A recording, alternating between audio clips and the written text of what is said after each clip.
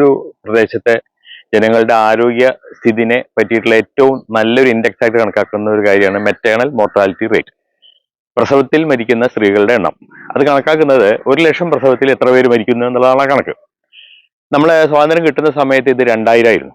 2000 സ്ത്രീകൾ മരിച്ചിരുന്നു. അത് പതിയെ കുറഞ്ഞു കുറഞ്ഞു വന്നിട്ട് ഏതാണ്ടൊരു നമ്മളെ കേരളത്തിൽ 2000 ആയപ്പോൾ അത് ഏതാണ്ട് ഒരു 100ന്റെ അടുത്തെത്തി.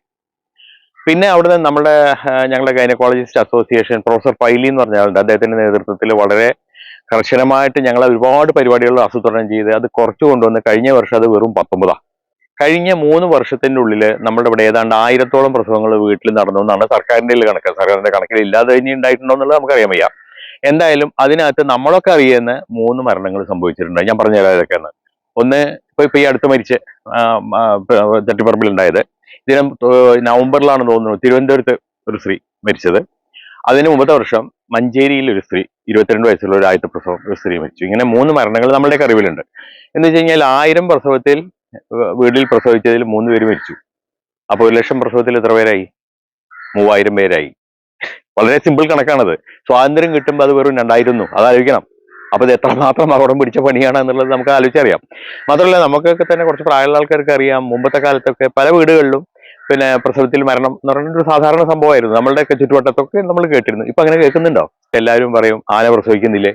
ഇപ്പൊ കേൾക്കുന്ന ഉയർന്നു വരുന്ന വലിയൊരു ചോദ്യം, ആന പ്രസവിക്കുന്നില്ല. ആന തലവേദന വന്ന് ആശുപത്രി പോവോ?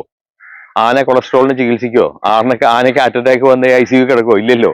അപ്പൊ അതൊക്കെ ശുദ്ധ മണ്ടത്തരം എന്ന് ഈ ഇത്തരം വാദങ്ങൾക്ക് നമുക്ക് പറയാൻ പറ്റുള്ളൂ. പിന്നെ പൈസ ചെലവിന് ആണ് എന്നുണ്ടെങ്കിൽ നമ്മുടെ ആരോഗ്യ സംരക്ഷണത്തിന് നമുക്ക് വേണ്ടി പൈസ ചെലവാക്കേണ്ടി വരും. അപ്പൊ സർക്കാരിനെ കൊണ്ട് കഴിയുന്ന പോലെയൊക്കെ ചെയ്യുന്നുണ്ടല്ലോ. ഇപ്പൊ ഞാൻ ഗവൺമെന്റ് ഹോസ്പിറ്റലിൽ ഉണ്ടായിരുന്ന ആളാണ്. 40 കൊല്ലം മുമ്പത്തെ പിന്നെ സർക്കാർ ആശുപത്രി ഇപ്പോഴത്തെ സർക്കാർ ആശുപത്രി ഒരുപോലെയാണോ? അല്ല, ഒരിക്കലും അല്ല. എന്ന് വെച്ച് കഴിഞ്ഞാല് പിന്നെ ഞാൻ ടോർച്ച് വെളിച്ചത്തിൽ സിസേറിയൻ എത്രയോ ചെയ്തിട്ടുള്ള ഒരാളാണ് ഞാൻ. അപ്പൊ ഏതെങ്കിലും സർക്കാർ ആശുപത്രികളിൽ അത്തരം സാമ്പത്തിക ബുദ്ധിമുട്ടുള്ള ആൾക്കാർക്ക് ഗവൺമെന്റ് ആശുപത്രികൾ ഇല്ല എന്നുള്ളത് പിന്നെ നമുക്ക് അങ്ങനെ പറയാൻ പറ്റുമോ? ഇപ്പൊ ഏത് സ്ഥലത്താണ് ഒരു പ്രസവം എടുക്കാൻ സൗകര്യമുള്ള ഒരു ആശുപത്രി ഒരു 10-20 കിലോമീറ്ററിനുള്ളിൽ ഇല്ലാത്തത്? സാമ്പത്തികമൊന്നും അല്ല ഇതിന്റെ. സത്യത്തിൽ ഇത്തരം ആൾക്കാർക്ക് പണം കൂടുതൽ ചെലവാണ്ട് എന്നുള്ളതാണ് അതിന്റെ ശരിയായിട്ടുള്ള ഇത്. കാരണം കുറച്ച് ധനമോഹികളാണ് ഇതിന്റെ പിന്നിൽ, അതിലും യാതൊരു സംശയവും ഇല്ല.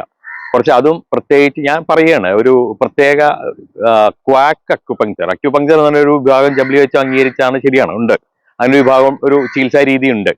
പക്ഷേ യഥാർത്ഥത്തിൽ അക്യുപങ്ചർ പഠിക്കണമെങ്കിൽ 4.5 കൊല്ലം പഠിക്കണം. അത് കഴിഞ്ഞിട്ട് അവർക്ക് രജിസ്ട്രേഷൻ എടുക്കണം. ഈ വക സംഭവങ്ങളൊന്നും ഇല്ലാതെ ഓൺലൈനായിട്ടും 2 മാസത്തെ കോഴ്സും ഒക്കെ പഠിച്ച് നടത്തുന്ന, ശരിക്കും പറഞ്ഞു കഴിഞ്ഞാൽ ഈ യഥാർത്ഥ അക്യുപങ്ചറിൽ ഈ ആൾക്കാരെ പറയുന്നത് തന്നെ പിന്നെ വ്യാജ ചികിത്സകളാണ്.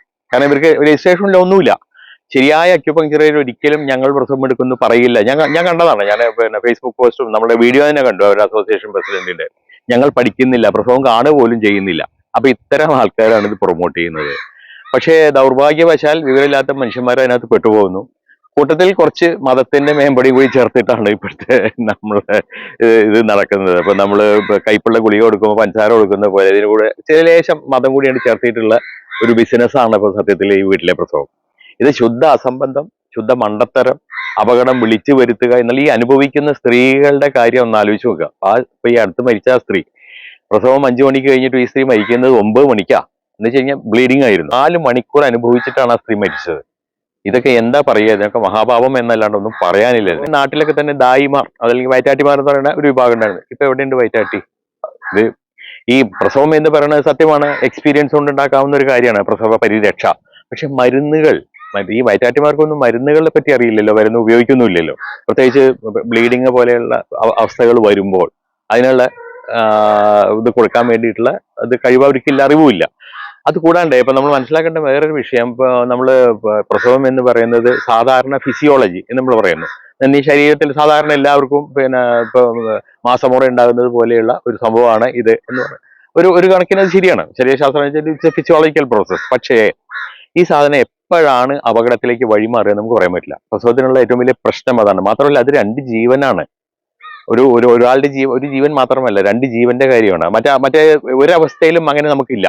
ഏറ്റവും ഉദാഹരണം പറഞ്ഞു കഴിഞ്ഞാൽ പ്രസവേദന വന്നുകൊണ്ടിരിക്കുന്ന ആംനിയോട്ടിക് ഫ്ലൂയിഡ് എംബോളിസം എന്ന് പറഞ്ഞിട്ടുള്ള ഒരു ഭീകരമായിട്ടുള്ള ഒരു സംഭവമുണ്ട്. അത് വന്നു കഴിഞ്ഞാൽ മരണം ഏതാണ്ട് 90%, വലിയ ആശുപത്രിയിൽ പോലും മരണനിരക്ക് 90% കേട്ടോ. അത് വീട്ടിൽ നിന്ന് സംഭവിച്ചാൽ ഇപ്പൊ നമുക്ക് പ്രത്യേകിച്ച് ഒന്നും ചെയ്യാനില്ല. പക്ഷെ അതേസമയം പ്രസവാനന്തര ബ്ലീഡിങ് ഇന്നത്തെ കാലത്ത് വളരെ ഇഫക്റ്റീവ് ആയിട്ടുള്ള മെത്തേഡുകൾ ഉണ്ട് ഇതിന്. പ്രസവാനന്തര ബ്ലീഡിങ് കൊണ്ടുള്ള ഇപ്പൊ മരണങ്ങൾ വളരെ വളരെ കുറവാണ്, അങ്ങേയറ്റം കുറവാന്ന് പറയാം. അപ്പൊ അതിനൊന്നും അതൊക്കെ അറിഞ്ഞുകൊണ്ട് ഈ അപകടം എടുത്ത് തലയിൽ വെക്കുന്നത് ഞാൻ വേറെ ഒന്ന് ചോദിക്കട്ടെ, പഴയ കാലത്തെ ശരീരം ആണോ മനുഷ്യന്റേത് ഇപ്പോഴ്? നമ്മുടെ കാലത്ത് ഇപ്പൊ നമ്മുടെ ഇപ്പൊ എന്റെ കുട്ടിക്കാലം വേണ്ട, എന്റെ യൗവനകാലത്ത് ഞാൻ ഡോക്ടറെ ഗൈനക്കോളജിസ്റ്റ് ആയിട്ട് ഇവിടെ വന്ന സമയത്ത് നമ്മൾ ഗർഭത്തിലെ ഷുഗർ മാസത്തിൽ ഒന്നോ രണ്ടോ കേസുകളാണ് ഞാൻ കണ്ടിരുന്നത്, അത്ര കുറവായിരുന്നു. എന്നാൽ ഈ സമയം ഞാൻ ദിവസം ഗർഭിണികളിൽ മിനിമം 10 ആളെങ്കിലും ഷുഗറുള്ള കാണുന്നുണ്ട്. കാരണം നമ്മുടെ ജീവിതചര്യയിൽ വന്നിട്ടുള്ള മാറ്റം, പിന്നെ ഭക്ഷണത്തിൽ വന്നിട്ടുള്ള മാറ്റം, അന്തരീക്ഷത്തിൽ വന്നിട്ടുള്ള ഇങ്ങനെ ഒരുപാട് ഘടകങ്ങൾ അതിനകത്ത് മുമ്പില്ലാത്ത പല രോഗങ്ങളും ഇപ്പൊ കൂടിയിട്ടുണ്ട്. അതേസമയം മുമ്പുള്ള പല രോഗങ്ങളും ഇന്നില്ല. വസൂരി ഇപ്പൊ ഉണ്ടോ? കോളറ ഇപ്പൊ ഉണ്ടോ? അതൊന്നുമില്ല. അങ്ങനത്തെ അത് നമ്മളെ ഈ പുരോഗമിക്കുന്നതിനനുസരിച്ചിട്ട് വന്നിട്ടുള്ള മാറ്റങ്ങളാണ്. അപ്പൊ പഴയ കാലത്തെ സ്ത്രീകളുടെ ശരീര ഘടനയല്ല ഇപ്പൊ എന്നുള്ളത് സത്യമാണ്. കാരണം ഇന്നത്തെ കാലത്ത് ആരാ നെല്ലൂത്തുന്നത്? ആരാ മലയിൽ പോയിട്ട് വിറക് വെട്ടി തലയിൽ വെച്ച് കൊണ്ടുവരുന്നത്? അതൊന്നും ചെയ്യുന്നില്ല. ആരാ തേങ്ങ പൊളിക്കുന്നേ? ഒന്നും ചെയ്യുന്നില്ലല്ലോ. അത്തരം പിന്നെ കഠിനമായിട്ടുള്ള ജോലികൾ നമ്മൾ ഇപ്പോഴത്തെ സ്ത്രീകൾക്ക് ചെയ്യാൻ കഴിയില്ല. അത് വേറെ വശം. അപ്പോ പഴയ കാലത്ത് അങ്ങനെ ആയിരുന്നു എന്ന് പറയുന്നത് അപ്പൊ അതും കൂടി പറയണം. ഈ പഴയ കാലത്ത് ഈ പറഞ്ഞ പോലെ മരണങ്ങളും ഉണ്ടായിരുന്നു, ഇഷ്ടംപോലെ ആൾ മരിച്ചിരുന്നു. അതിന് കൃത്യമായിട്ടുള്ള കണക്കുകളുണ്ട്.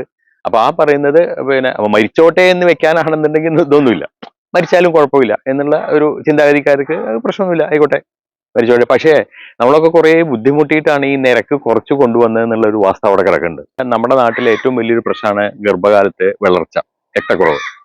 രക്തക്കുറവുള്ള ഒരു സ്ത്രീ പ്രസവിച്ചു കഴിഞ്ഞു കഴിഞ്ഞാൽ പിന്നെ സ്വാഭാവികമായിട്ടും ബ്ലീഡിങ്ങിന് സാധ്യത കൂടുതലാണ്, പ്രസവാനന്തര ബ്ലീഡിങ്ങിന് സാധ്യത കൂടുതലാണ്. അപ്പൊ കൃത്യമായിട്ട് ഈ അയൺ ടാബ്ലറ്റ് കഴിക്കുക എന്നുള്ളതൊക്കെ പിന്നെ അതിന്റെ ഒരു ഭാഗമാണ്.